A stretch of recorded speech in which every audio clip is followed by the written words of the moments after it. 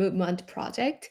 And then I'm so excited to talk about how to become a freelance writer as a non-native English speaker. So I brought Birgit here as a guest, and then I've seen so many great things about Berg Birgit, and then um, she is kind of like a really awesome content creator as well. So and then I got some of like confidence, I don't know, like the positivity, so that's why I brought her here.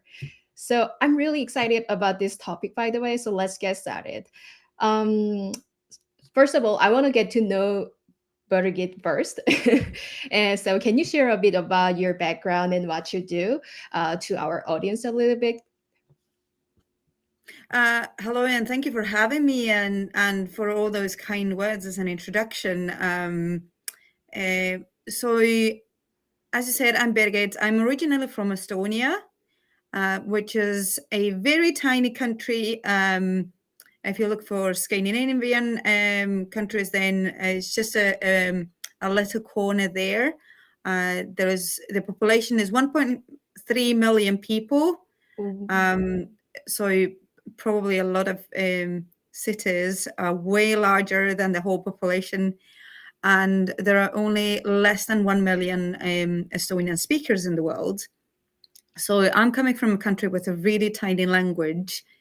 But for 4.5 years now, I live in Scotland, and I moved here to be a full-time writer.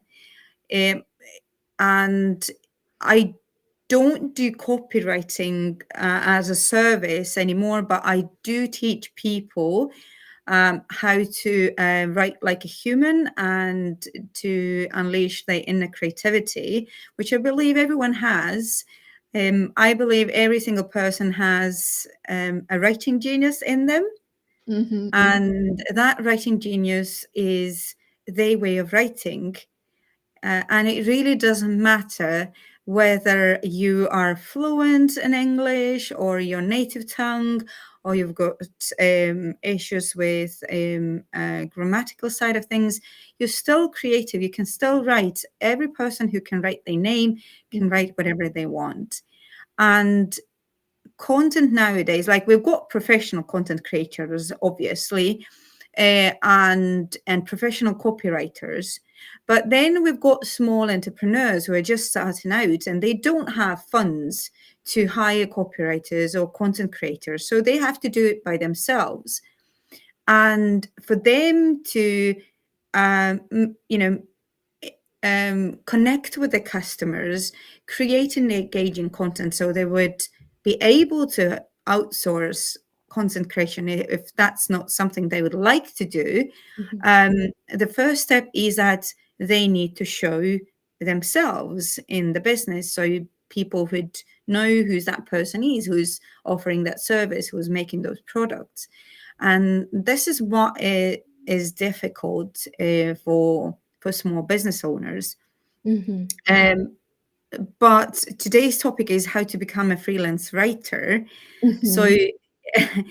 um, presumably, the target audience today are people who love writing and who would love to expand the customer base, or let's say they have moved abroad, like I did, and would like to, offer their services in their new home country as well. Mhm. So what I did as a first step was I paid attention how people speak Okay. and how they write and why they write like that. And if I didn't understand why some things are said in the way they are, I asked. Mhm. I read a lot. I read a lot of copy, how other people are writing.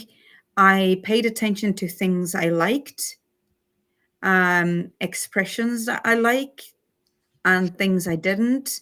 So I read a lot. Um, and I read a lot in English because if I wanted to offer my services in English, this is what and the second thing I did, I just started writing. Um, I had a personal mentor.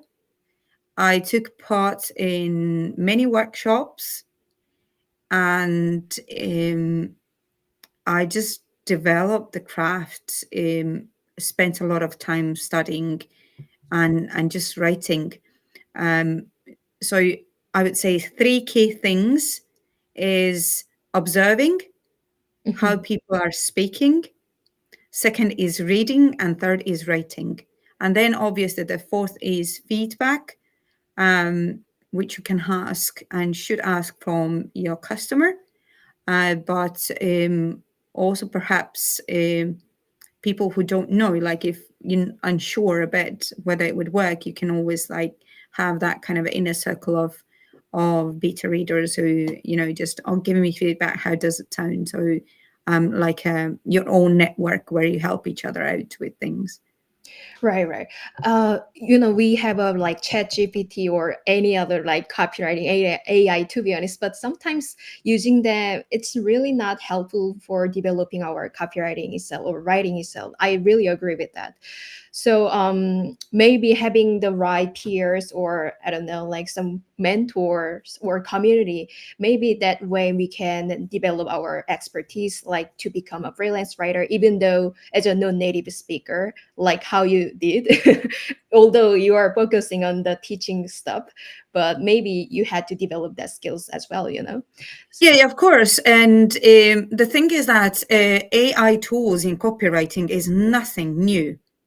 They've Mhm, been in the business for more than a decade, like to create headlines or subtitles, or to assess if the text is just good enough, and SEO tools like these have been in copywriting used for years and years. It's really nothing new. What is new now is the generative AI that actually generates the content. But the thing is that if you're a freelance writer, if you want to be a copywriter, then it's not so much about how you write, but mhm, you need to capture your customer's voice, and you need to give information in a way that the customer's customer would like to read.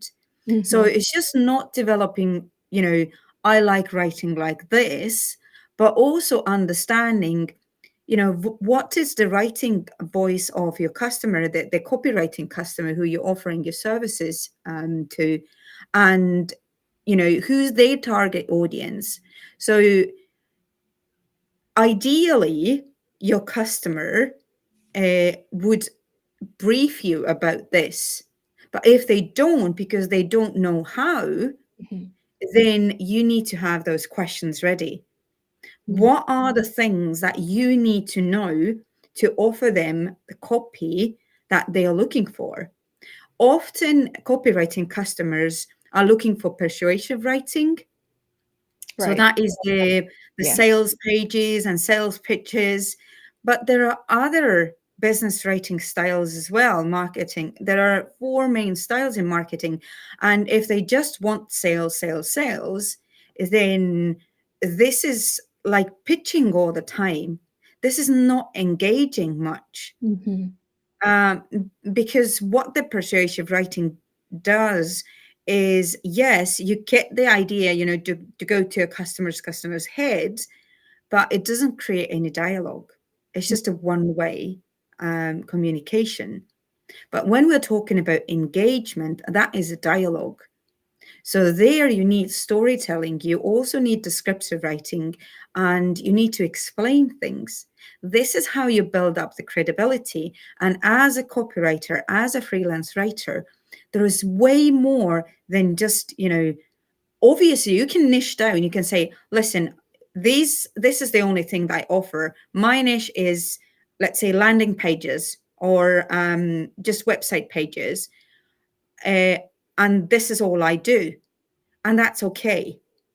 But often, when businesses are looking for copywriters, then they're looking for someone who can help them with the website copy, with the landing page copy, but also social media and newsletters. So there is no wrong way of building up your business. I said the opposite. I said, I'm not doing landing page copy. This Mhm. is not my thing. I know how to write persuasive copy and I do it from time to time, but my strength is way more in storytelling, describing things, explaining things. And this is the 80-20 principle. So 80% that you put out, whether it's, advertising your own services or your customer services, is that value that you need to give. And 20% is the sales. Mm. So even if you do the persuasive copy, there as well, 80% should be something that the readers, oh, I actually gained something from here. Um, I don't know a single person who likes reading, just that kind of pitching all the time. Right. And especially now you mentioned ChatGPT, but obviously there are other tools. It is so easy and it is very tempting to use that. But just keep in mind what these tools are offering you is based on what is already put out there. Mm. And the more generic and robotic content is put out there, the more robotic and generic content is given to you. Right. Like, Because yeah. what the algorithms and the robots think, oh, because there is so much of that content, humans must like that. No, humans are thinking that because AI is so good at understanding and reading text, so the reading comprehension, and so fluent in generating text, AI must be smart. No, it isn't. It Mhm. is fluent, but the smartness is here. So Oh, you need to have the foundational knowledge to use the tool. yeah, I agree with that actually totally. Like as a marketer, I'm focusing on social media and Facebook advertising, but often when it comes to like copywriting, like I write something like stories here, like sales here, but I need to check if this is really makes sense, like kind of that feeling, like because I'm not professional copywriter, although I have a team members.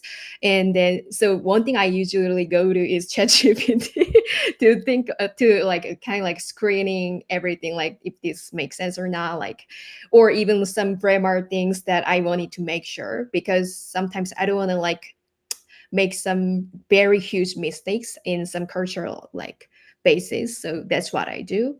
But obviously, I really agree with that, even though maybe it can be really grammatically not correct enough, but the stories and then being myself is kind of like enough, to be honest, to like show up as it is. So yeah, I'm glad you talked about it. So actually, like, yeah, sorry, yeah. So like when it comes to research, we've still got Google, but we've got other search engines, and the thing is that sometimes these, they'll give you the source. When it comes to using AI for research, they usually don't give you, where the information is from. So you really don't know, and the legal and moral responsibility of using that information and thinking that this is true is on you, not on the tool. Hmm. If you use the tool in a wrong way or it does something wrong, whether it's an AI or just a simple axe, you can't blame the tool. It's you, the user. So when it comes to research, like the cultural differences or something else, then I would go to online search engine. The other day, I was looking for something that resembles, like in the US, like those old fireplaces. How is it called? Like I was looking for something that resembles a fireplace back in Estonia in the 19th century. So I was just online researching what could it be. Like I had the picture of that fireplace, and then I put it onto a Google picture research, and I was like asking, similar fireplaces in the US 19th century. And then I had pictures and found out it was a Rumford fireplace. So you can still do that, and you've got the sources where the information comes from, so you can decide better. Yes, I trust that source. No, I don't trust that source. So Mhm. if you want to do a research, don't forget we've got old-fashioned Google. Right now, we can call it old-fashioned already. I'm older than Google, so for me, this is still a young tool. And also the other thing is, when you train ChatGPT or anything else to write, just keep in mind that it has its favorite expressions. Mm. And as an entrepreneur, you want to stand out. So if your copy is similar to the rest, Okay, yeah. I'm not even talking about your area, but the rest of people and businesses who are using that. There is one particular expression that just stands out, that is so overused, and that is embark on a journey. You have no idea how Yeah. many different businesses are using that.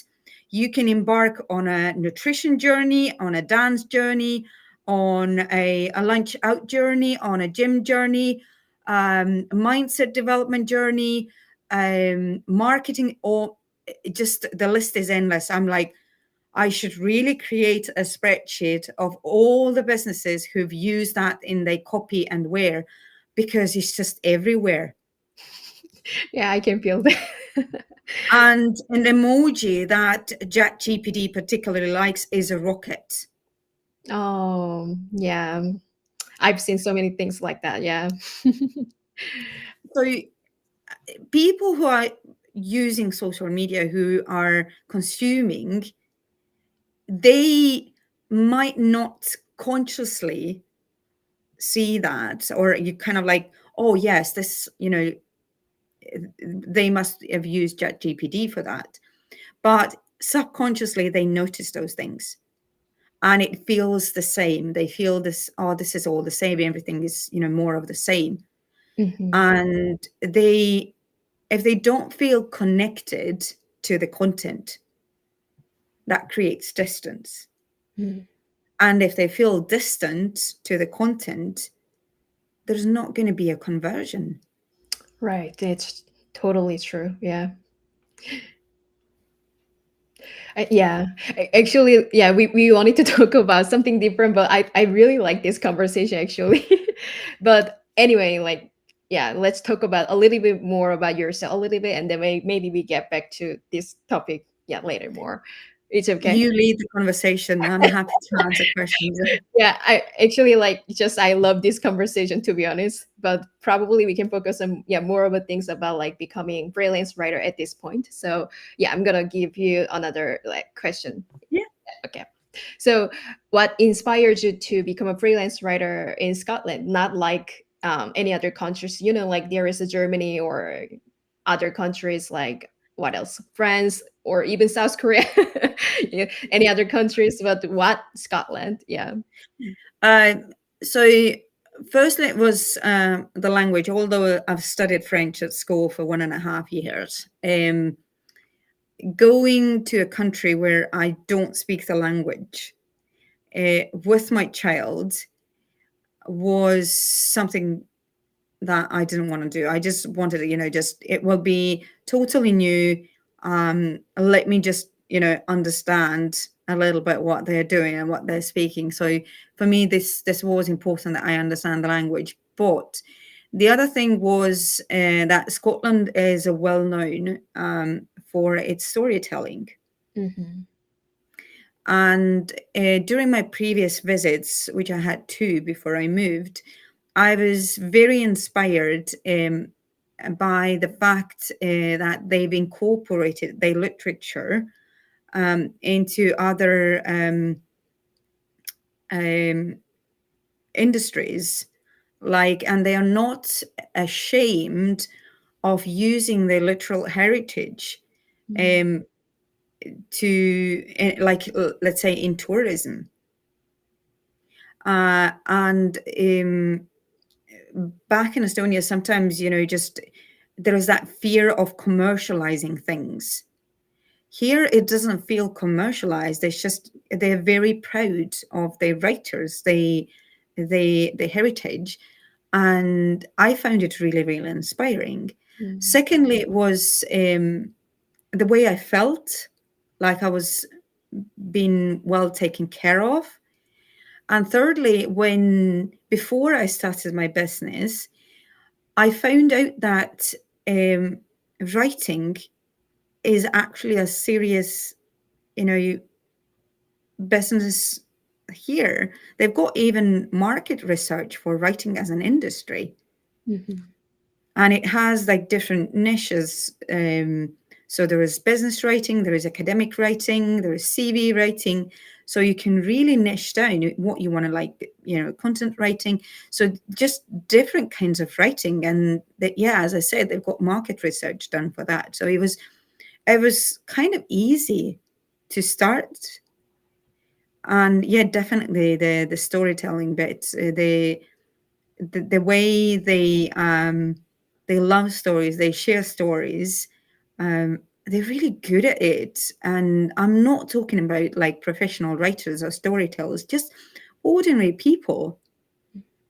I've got local friends here, and some even that say, "Oh, I'm just going for the story." So they actually live their life to gain more stories, so they would have something to share when they meet. So I really, really like that. Oh, so I think you are really into like telling stories, building stories, something like that, right? I can see your sparkles right now. Yeah, that's amazing. Then, how? Because Sorry. these are the reason why I'm into those is that these are things that connect. Stories are something that make situations that might not particularly be relatable. So people understand feelings that you're going through. You don't have to go through the same experience to experience similar feelings. Mhm. So people can emphasize and they can understand you through those stories when you share those emotions and that change, your thoughts, how you thought about things, and then what changed after that event. Um, and it plays a huge part of growing personally but also professionally, because your business doesn't grow if you as a person doesn't grow. That's true. Yeah. Yeah, so that's why, yeah, we need to build our own story, like as we have our own personal growth. Yeah.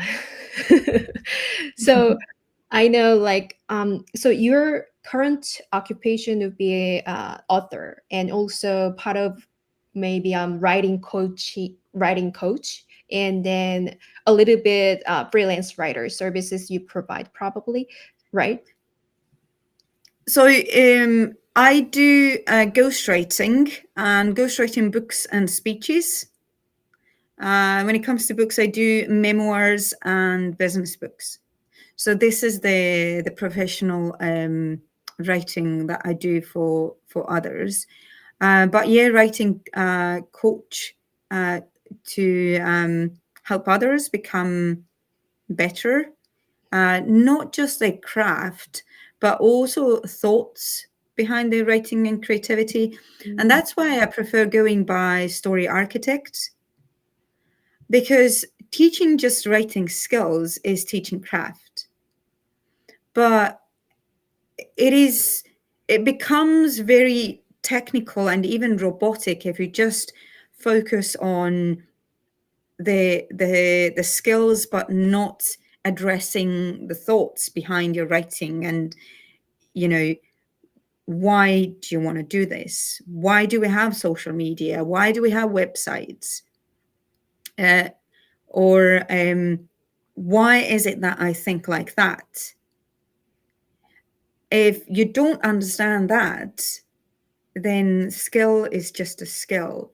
But to really connect with others, you need to connect with yourself first. Mm. And if you understand that, hey, I've got websites or I do social media because I want to help other people. I want to raise awareness about a particular topic. I want to teach them something. This is the change that I want to make. Then it becomes easier to write as well.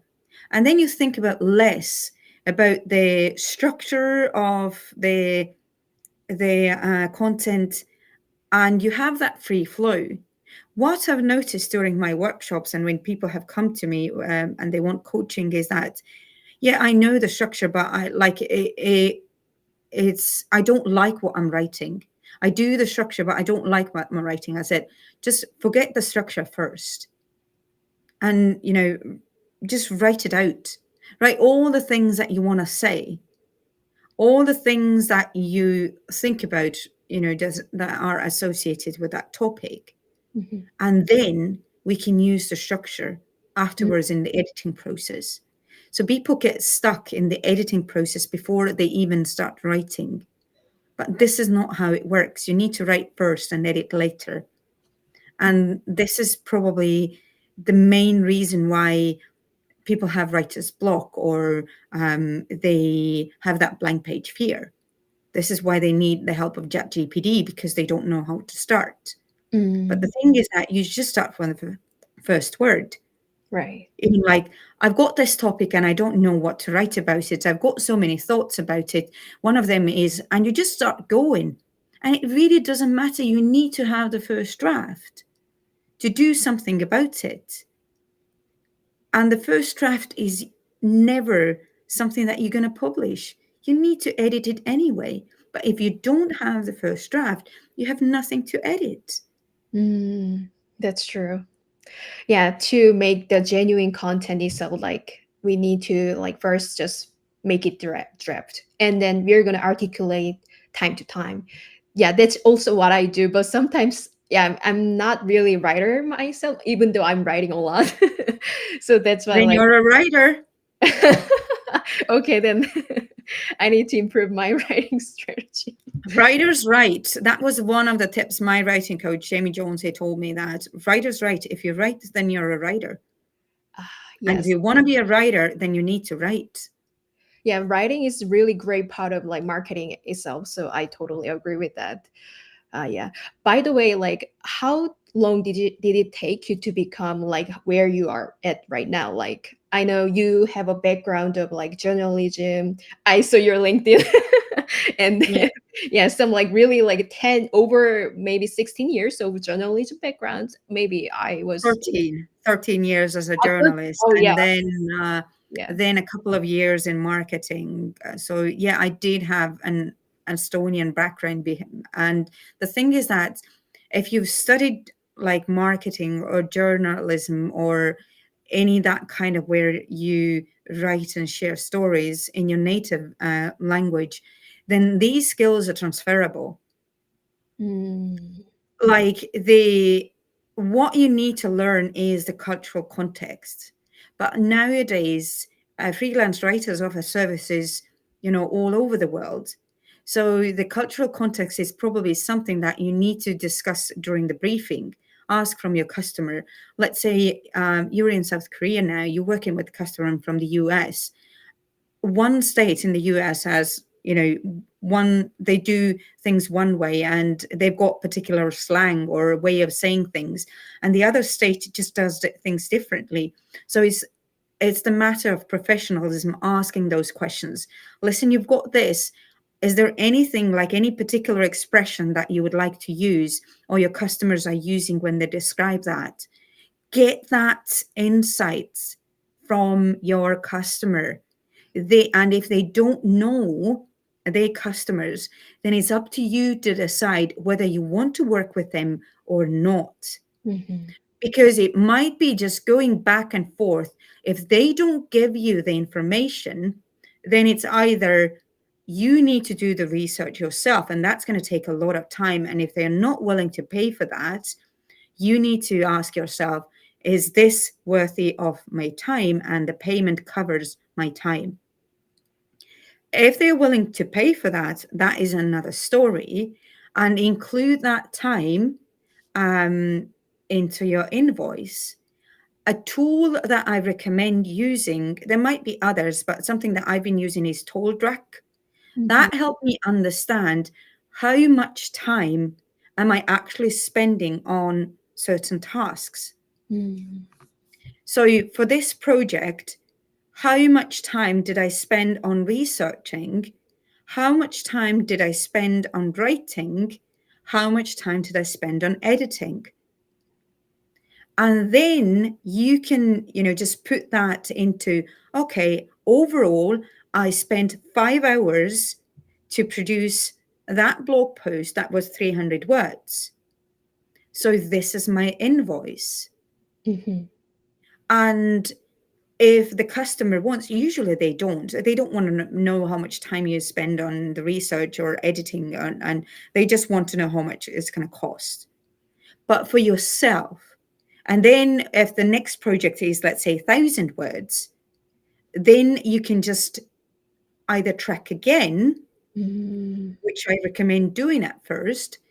It's like when you start a new diet, then you need to kind of make sure that your calories are there, and just you get all the nutrition that you need. It's the same when starting out your business. Track the time, then you know how much money to ask.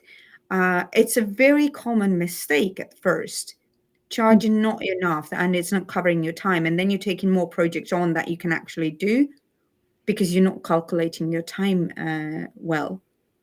I've Right. I've just made that mistake myself. So Yeah, as a beginner, actually, like we could make that mistakes a lot because I did that too a lot, like 24 hours work probably for specific three project or whatever. Like, yeah, it was like sort of nightmare to me. Like I was not able to even have a break at all. Like I was just into my marketing all the time.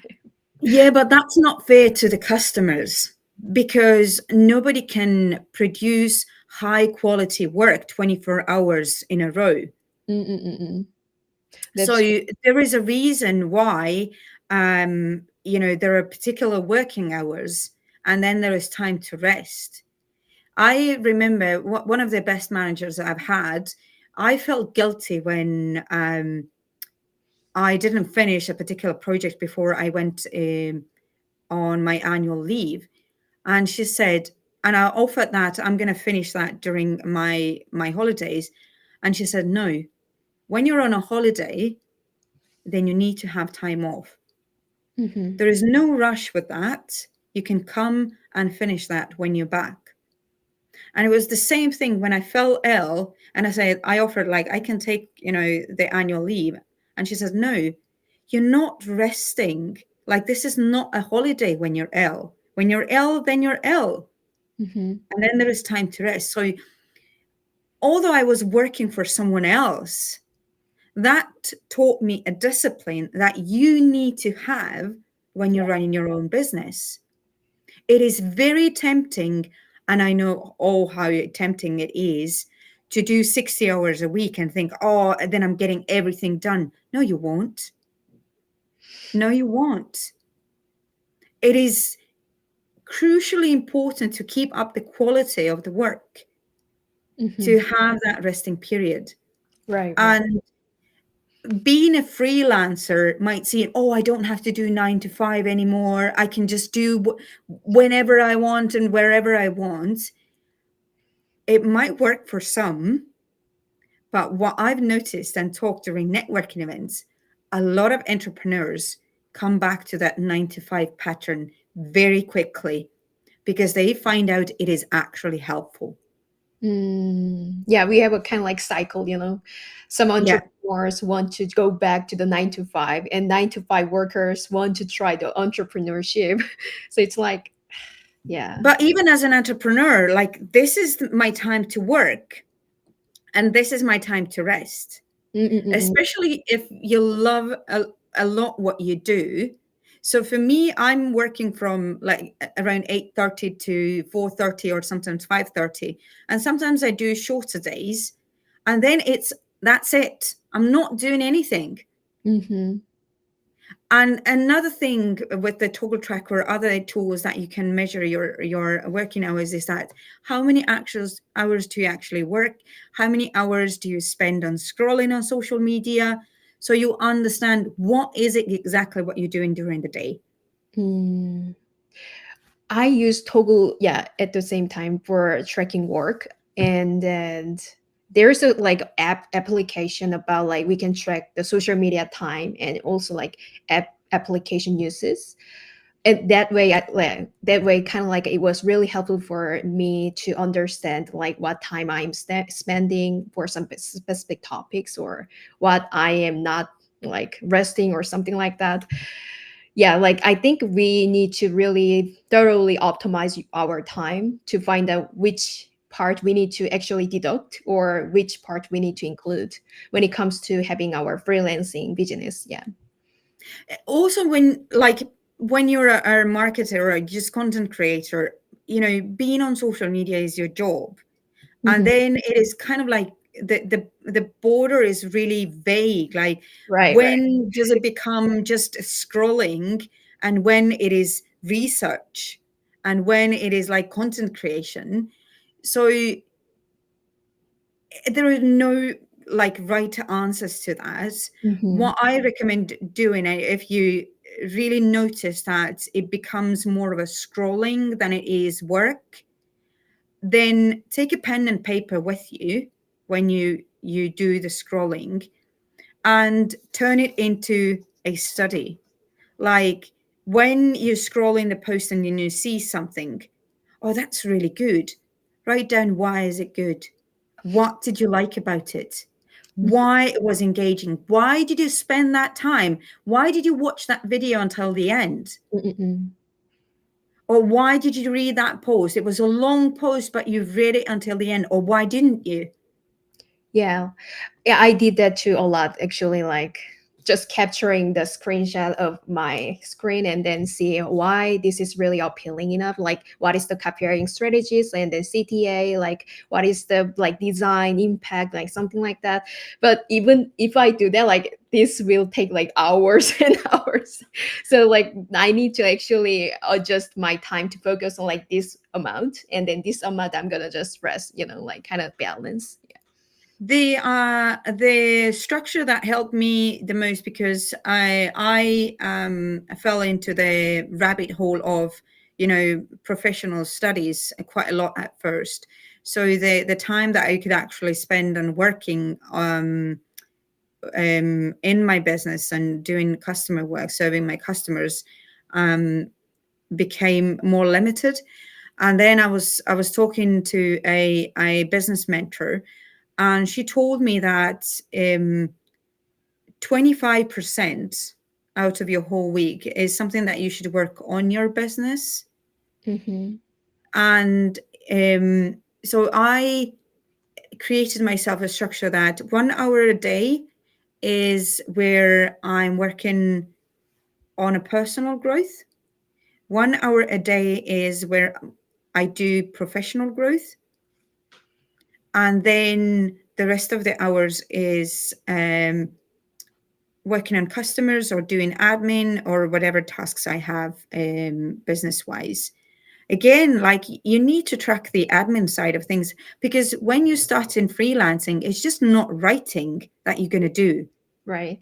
There are also like contracts that you need to set up, which I strongly advise you to do. There is also finances that you need to do.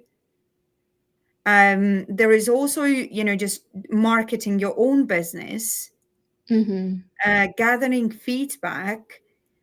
There are loads of things you do as a business owner. So Right. it's not just going to be that kind of like all like rainbows and candies that I'm just writing for others. It's so cool. I can, just be a digital nomad and work from anywhere. Um, no, you still have to run your business as well. We need to, yeah, secure the spots for ourselves too. Like maybe time blocking for specific days, like Monday or even like Friday, like kind of thing. But I usually like work like 40 hours a week. And then when I check all of the things, like there is amount for like client and there is amount for like my business. And then if I don't do this, like we cannot actually focus on like business growth. Like that's why it's important. And that's why you are suggesting, I guess. Yeah, like for me, I'm planning my week ahead, usually Friday lunchtime. Mm, So this is when I look at all my projects, my current projects, and uh, just people who have shown interest to work with me, and then I'm planning ahead. So what are the tasks I'm going to do next week? And I've got told you I'm a bit old fashioned. I've got a to do list on paper as well. mm, So every time something comes up, I put it on a to do list. So I look at my to do list, I look at the things that are on my online calendar. So that kind of like schedule them for next week. Okay, these are the things that I'm going to work next week. And if something comes up during the week, then I can look at, okay, do I have a gap for that or I don't? mm, Um, Obviously, I leave some gaps. So let's say I need to do a video call with the customer to discuss like, okay, what we're going to do next and how we're going to work together. And, I need to send out the contract. So I do have gaps. But if there is like a project coming in that is taking, let's say, 4 or 5 hours, then, and they need it by the end of the week, that is called firefighting. mhm, And then I either say, sorry, I don't have time for that. Either you need to wait, or if I can make time for that, that is with a higher fee. mhm, Because I've worked hard to let my customers know, hey, I'm not putting out fires. This is not who I am in my nature. Some people are. And if you are, you don't have to have that kind of a schedule. But if in your nature you feel overwhelmed, if things are just coming to you, then that kind of structuring and scheduling things. By the way, I do it monthly as well. I've got a virtual assistant. She's an actual person, not like an AI. yeah, yeah, Um, I need to clarify that. You have no idea how many questions I get. So you're talking about virtual assistant. Do you have like a robot somewhere? No, she's actually a person. So I've got a virtual assistant for some of the admin tasks and like automatization and just website maintenance and just bits and bobs. So we've got like monthly meetings and then sometimes weekly meetings as well to discuss things like who's doing what and what the stage of the things is. So I plan ahead my month. I've planned ahead my whole year, and I plan ahead my week as well mm, because that helps me keep calm. right. I know what's ahead, and then I've got space for creativity, space to be spontaneous, Mm, um, and I've got an overview when people ask like, "Would you manage to do that?" And I said, "Yeah," or "No." mm. So that's how you manage your work as a Yeah, ghostwriter and also coach and also author, because you have a yeah. lot of like actually occupations, like three roles. That's why you need to like thoroughly optimize your time too.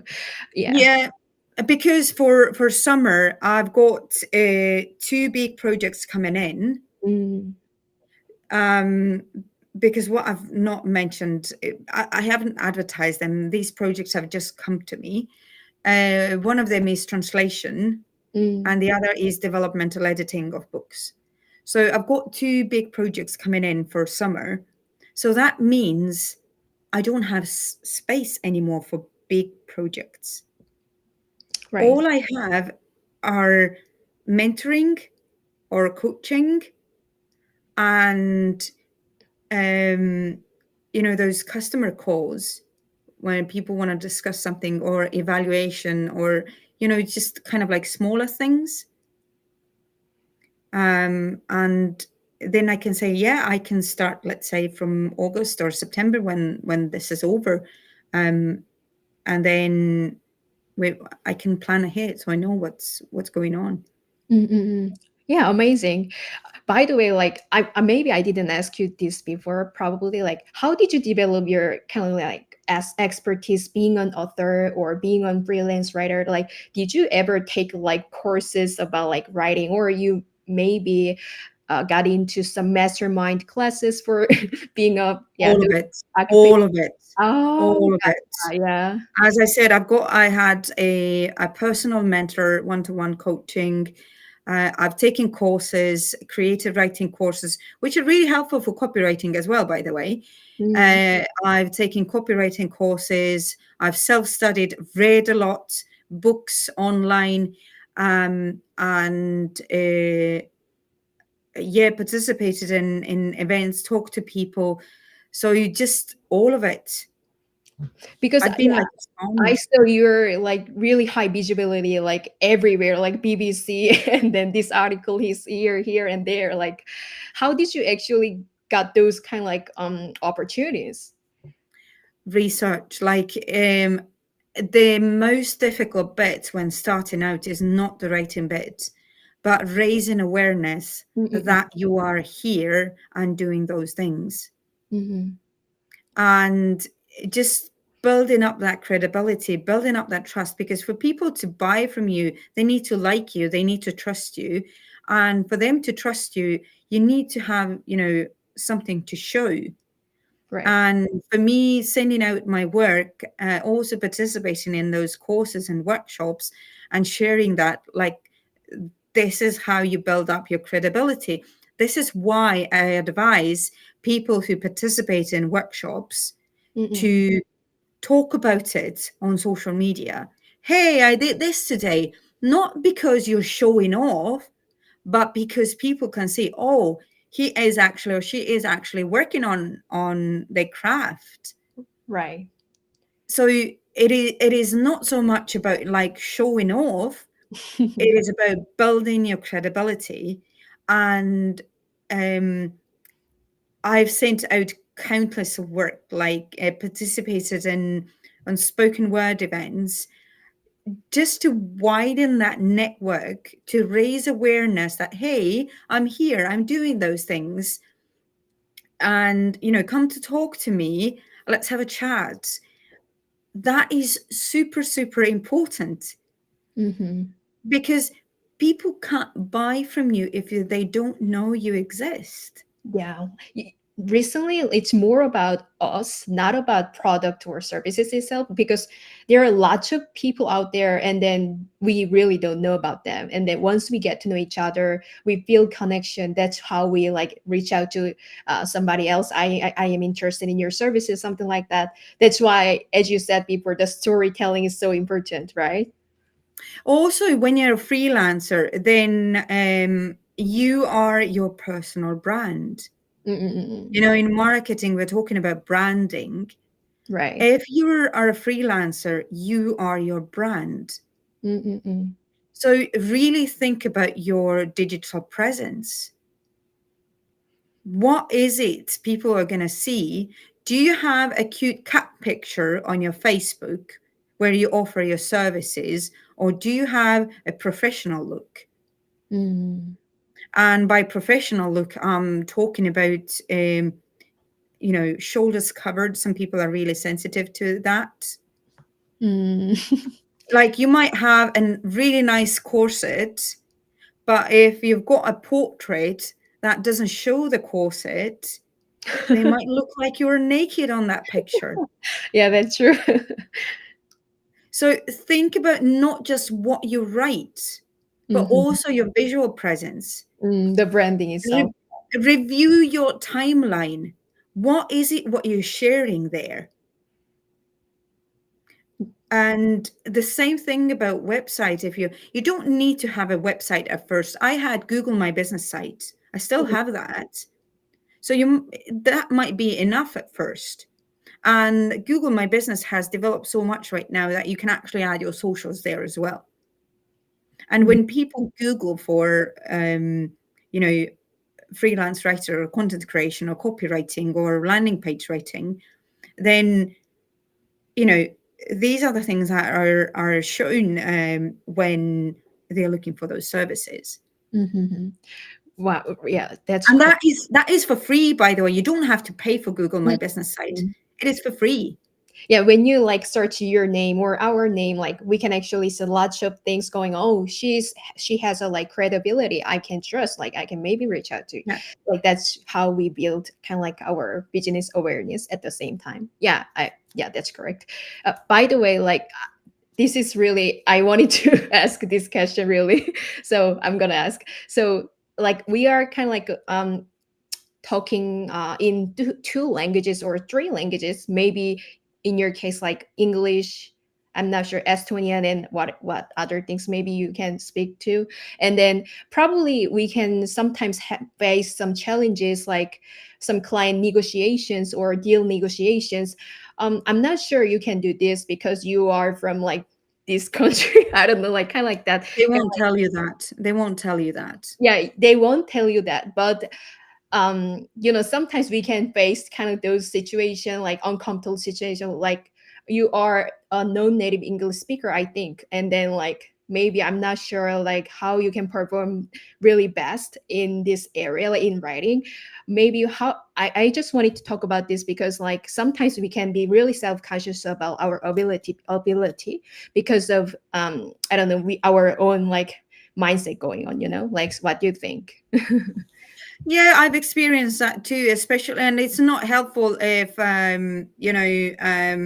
when people are looking for freelancers, there is a sentence that native speakers only. It really doesn't help with your confidence, and it still exists, by the way. Right. I see those when they're looking for freelance writers or content creators. A lot of advertisements have that sentence, native speakers only. Mm-mm. They might think that native level speakers, but the writing is native speakers only, and it puts me off immediately. I'm not even applying, although people, even my own editor and proofreader says that your level of English is so much better than for many native speakers. But it doesn't matter. If you're looking for a native speaker, then you're not looking for me. And you Oh. might lose someone who's very, very talented because you don't understand who you're looking for. Mm. So it's the same thing what I talked about, large language models. They are fluent in languages, Mm-mm. but there are two types of imagination. It is a creative imagination and synthetic imagination. So synthetic imagination is where something is created out of existing things. So this is what AI does. It takes something that exists and then it creates something new out of it. Yeah. And that is called evolutionary, and that kind of creativity. Okay.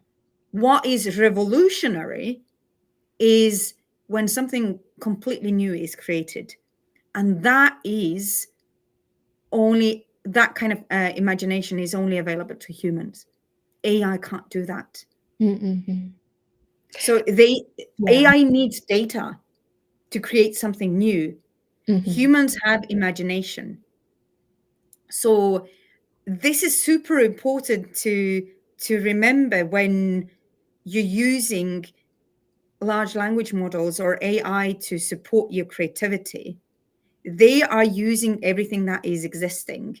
That's why when they are creating pictures of humans who have 3 legs and 2 hands or 4 hands, Mm-hmm. because for them it is just data. Right. And but when it comes back to being bilingual and applying for projects, so think about okay, if this is not my target audience, people who are looking for native speakers, who could be? Who could be those people that either see past the, being a native speaker and are looking perhaps for people who have that human creativity, who are Mhm. able to bring something more to the table than AI can, or perhaps there are people who are also bilingual, who are also not native English speakers, and perhaps I can work with them. Mhm, mhm. So you don't have to try to appeal to everyone. Right. Uh, Being a non-native speaker has turned to be an advantage when I'm speaking to people who also doesn't have English as their first language. They hear me speaking, they read my writing, and they trust me Mm, because they feel I can understand the struggles of being multilingual. mm.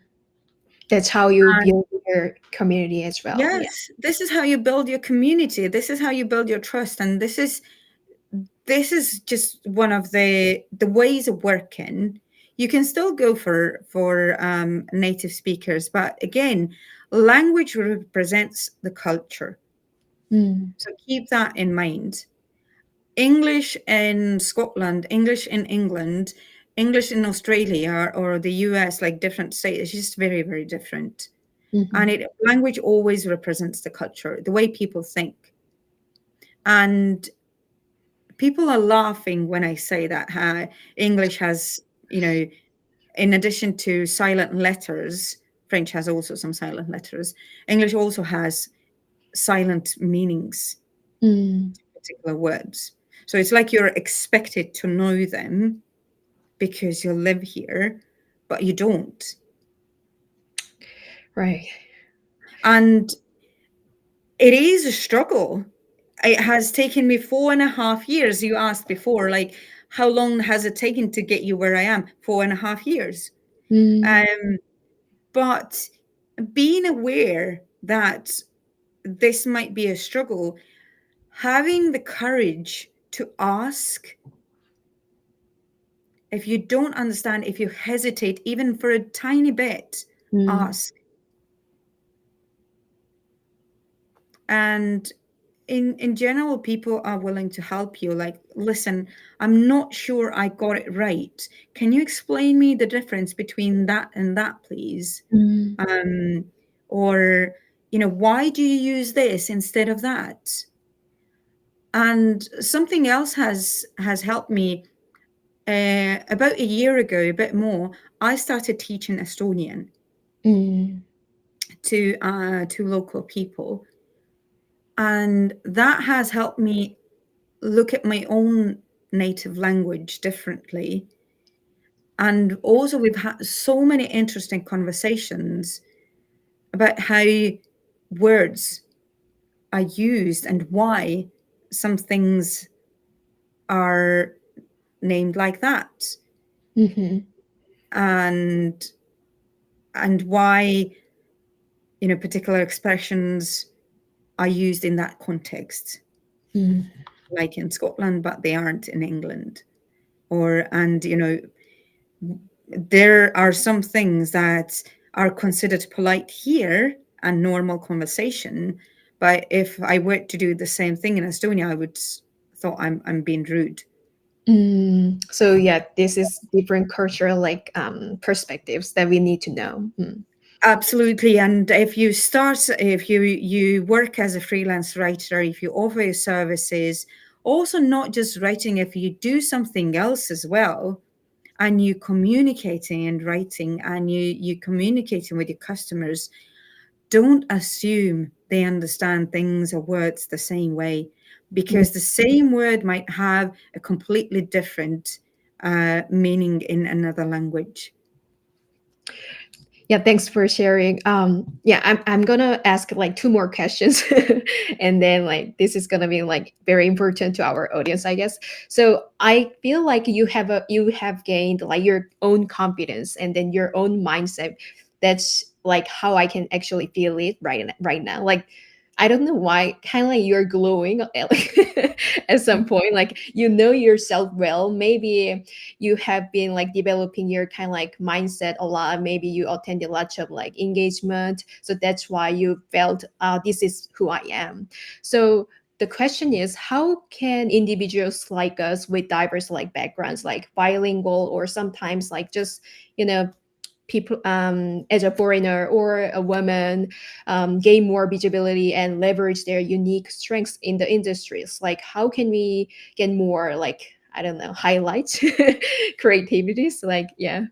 You answered that question already by getting to know yourself, who you are, what your personal values are. Understand yourself. Mm, Like, who is that person? Understanding who I'd like to work with and who I wouldn't. yeah. Understanding yourself is really, really crucial. And that gives you that inner freedom, that glow. Um, and just, when it comes to professional craft, it's just practicing the skills, learning, and by doing things. I really love that. Actually, I'm so glad we are here with Me too. Berg. And I feel like we had a really candid conversation about like writing and even professional like business life and mindset and so on. So I'm gonna give you the last question. So, what last advice would you give to us, like as a non-native English speaker or bilingual, aiming to become a freelance writer or even just freelancer, and then while like incorporating like inclusion, diversity, and gender equality values? Like because sometimes we can forget ourselves, just focus on like we need to just generate this amount of money and then like because we need to survive sometimes and so we can forget about it. But although if we can like forget about it, we need to focus on like how we can be ourselves. So any advice you want to give like finally? Yeah. So the question I keep asking myself constantly is, what can I do to serve my audience better? I don't know why so many entrepreneurs talk about this, like how you can serve it rather than how you Not can how, sell. not what can I do. Okay. Um, and then how comes after that? What can I Mm. do? Is it a workshop? Is it a talk? Is it a podcast What can guest? I do? What Okay. can I do? And then you can figure out how. Because often how, comes to you by doing. But if you start with the how, then you might get overwhelmed. So list the activities worse. Mhm. What can I do? Maybe perhaps I can do a Facebook group. If I don't want to do a Facebook group, perhaps I can start giving advice in the Facebook group where I belong to, and start networking. What can I do to increase the visibility? Again, I can start giving advice that I know, my expertise, sharing that. So build up that trust. Perhaps there are competitions I can take part, send out my work. Uh, Perhaps when I see a small business struggling, like they've got a really good product or service that I like, perhaps I can approach them Mhm. and we can have a chat and see how it can help.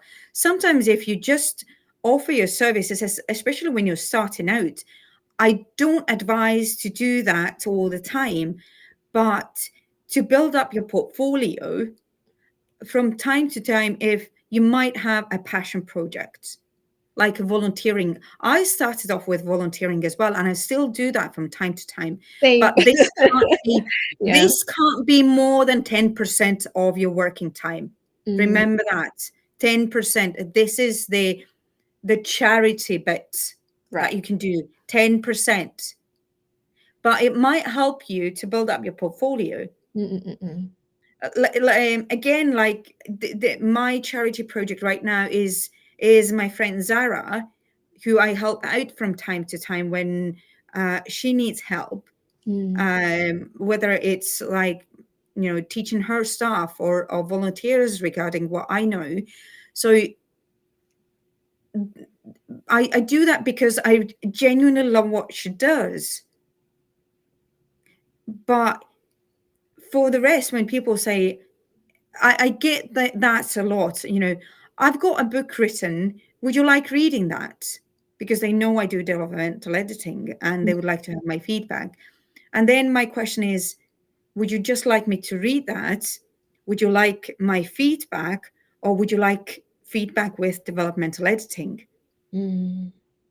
I think you are really great at like knowing the intention first. That's really great. Yeah.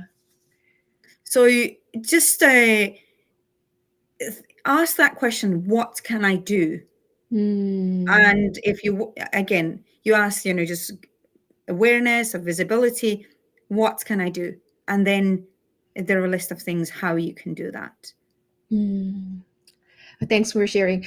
And lastly, do you have any favorite like books or someone you admire to become right now yourself? And then maybe you can recommend some of your favorite books and someone we can follow, or you can talk about your books a little bit.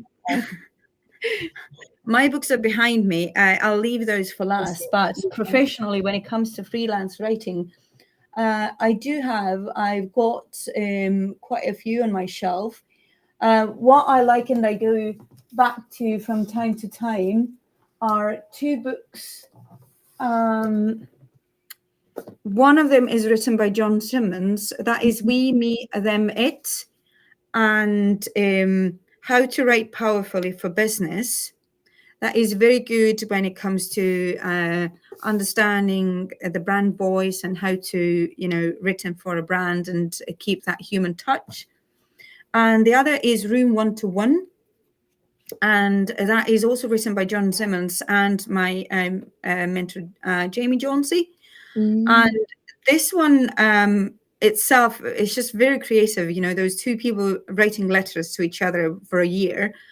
And why I like this book as well is that at the end of each chapter, there is a creativity exercise. So the things that, and it goes down like a decreasing numbers. So there is 188 things to do. What puts you into the zone? Once you're aware of it, you can make use of it. Get to know it and trust that it will deliver for you. Try and visit it as regularly as you can. And let it help you mine your research for the little gleaming nuggets, the significant detail that will bring what you write alive.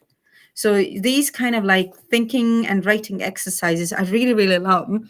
So it helps you with your writing, with your creativity. My books are more about understanding who you are and what makes you happy.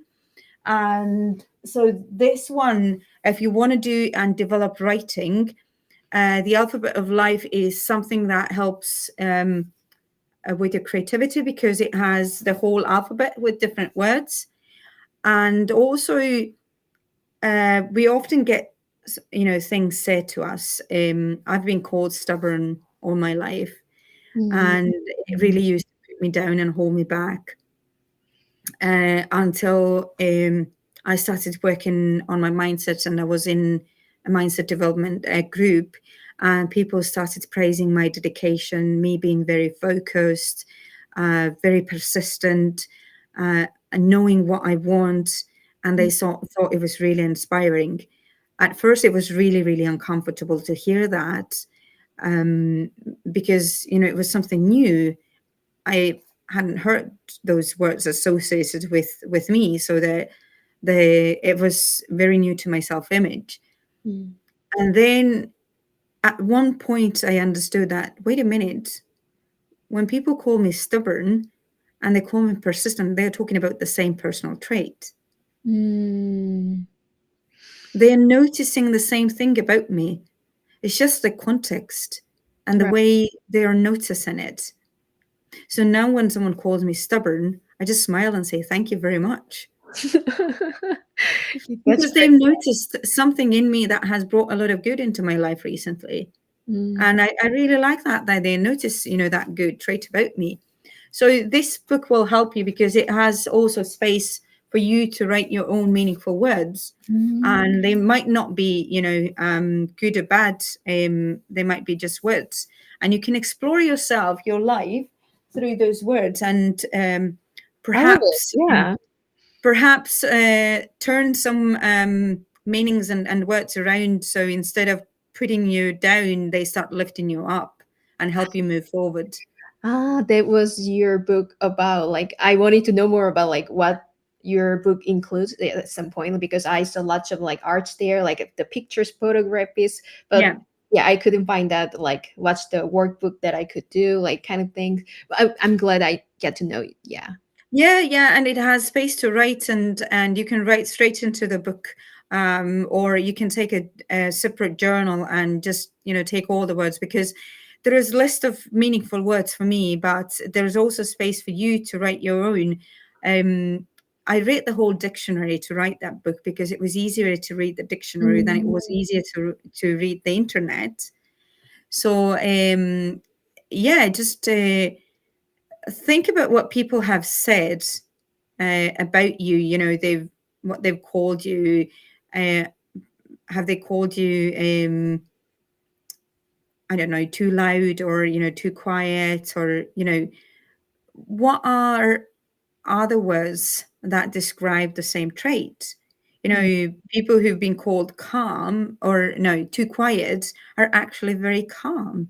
This Mm. is something that, just very fiery people like me, they admire. You know, I like someone who's calm, because it helps me slow down as well. Oh yeah, that's true. I love that. Yeah, I'm gonna definitely check out your book later. Hopefully, I can order through Amazon. I don't know if Yeah, it's. yeah. The happiness book, which was published 4 years ago, that Mm. is also available on Amazon. So I've got two of my books available on Amazon. And I think these two are also because I ordered them from Amazon. So they Okay, should be there. that's perfect.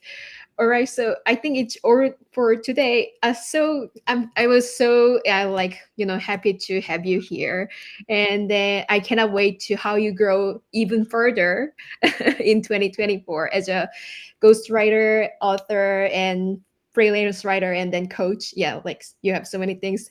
Okay, so there will be the third episode of Global Movement Project probably in few months. So let's keep following this information, and then I'll see you next episode. Bye.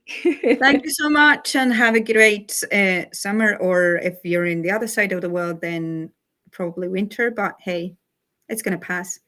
Yeah, true. See you later.